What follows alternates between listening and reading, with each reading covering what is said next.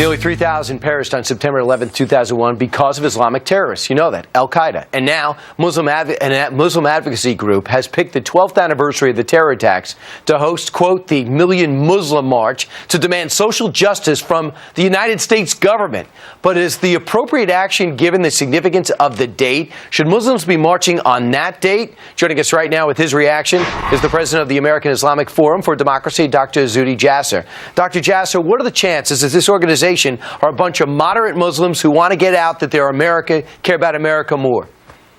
Well, all you need to do is just do a little research on who this group is and what they've said, and they're basically a bunch of truthers who think that America's to blame for everything. The ADL identified not only the organizer MD Alam, but Kevin Barrett and Issa Huq, some of the leaders on their website, as being just virulent anti-Semites who thought that 9/11 was a conspiracy theory. But beyond these sort of whack jobs who are going to be 1 million minus 999,000, the bottom line is they've got some Islamist groups involved also, American Islamist groups like the Council on American Islamic Relations. Hussam Alouche from LA is listed as a speaker. Mehdi Bray with the Muslim American Society, identified by the Chicago Tribune as sort of the central nervous system of the Brotherhood in America, is also posted as being a speaker. So, you know, these guys are problematic, and they're trying to exploit 9/11. If they were truly patriotic Americans and moderates, they'd be marching on the courthouse steps of the Fort Hood trial that's happening this week to tell Americans that we want the death penalty for Nidal Hasan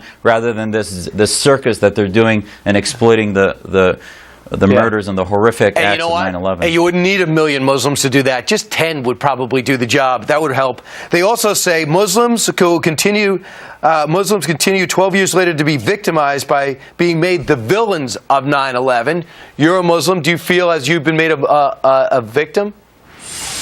Absolutely not. America has gone to liberate Muslims not only from Afghanistan and Iraq, but from around the world. It gave our families freedom that we could not get in any so-called Muslim countries. So we need to actually be leading the reform efforts that need to happen to counter the radical ideas rather than blaming the country that gives us freedom. And you know what? The major Muslim groups need to speak up and say that MD Alam and this thing is a circus and the truthers are nutcases and anti-Semites, rather than stay silent and say, oh, it's not us, while their ideas of anti-Americanism spread and radicalize people like Nidal Hasan, the Boston bombers, and others that continue to affect and inflict terror on America. Let's hear from the man that put this together. He was with Sean last night. This is a day to remember them and their families. They will never see their parents again. They'll never see their loved ones again. And you want to make this day, of all days, radical Islamists who are responsible for this attack, you want to make this a day about bigotry against Muslims. No, not really. We are standing this day to show American that we Muslim, we denounce terrorism, and we want to stand with the solidarity denouncing that heroic effect. That's not what your statement says at all. So, I mean, who is this guy, Dr. Jasser?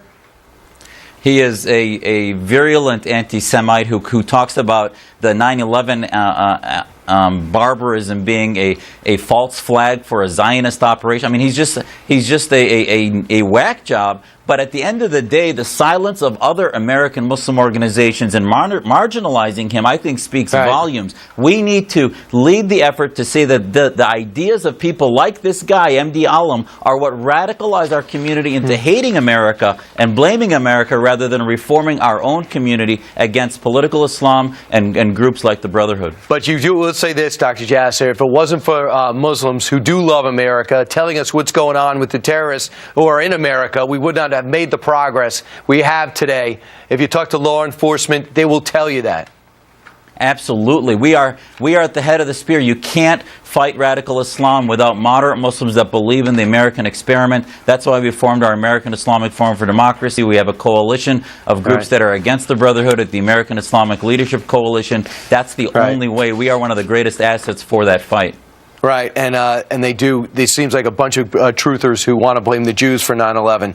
So we should actually point them out from who they are. Dr. Jasser, thanks so much.